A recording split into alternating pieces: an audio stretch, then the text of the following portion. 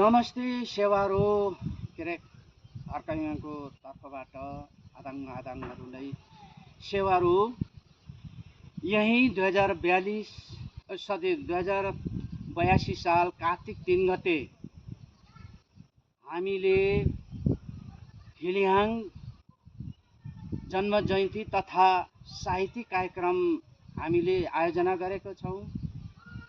जो कार्यक्रममा यसपालि हामीले योभन्दा अगाडि धेरै खेलकुद लगायत हामीले चाहिँ सांस्कृतिक कार्यक्रम गर्दै आएका थियौं।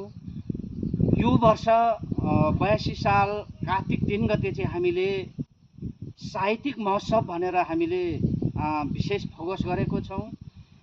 दुईटा सेसन अथवा तीनटा सेसन जतिको हुनेछ। पहिलो सेसन हिलिहाङ राजाको जन्म जयन्ती र दोस्रो सेसनमा हामीले यो एउटा ऐतिहासिक पुरातात्विक हिसाबले चाहिँ विश्वभरि रिसर्चकर्ताहरूको लागि सहज होस् भनेर हामीले क्यूआर सिस्टम पनि हामीले लन्च गरेका छौं। र त्यसैगरी तेस्रो फेसमा चाहिँ हामीले साहित्यिक महोत्सव हामीले गर्नेछौं।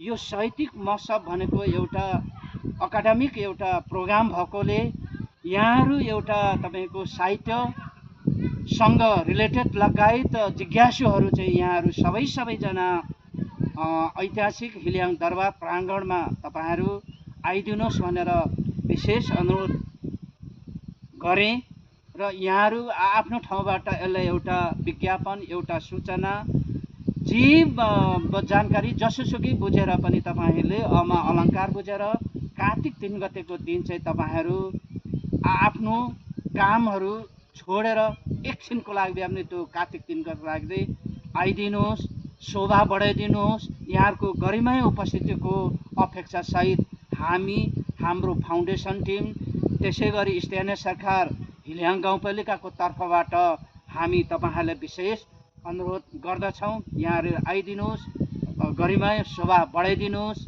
भनेर हामीले विशेष अनुरोध गर्यौं। धन्यवाद। सेवारो।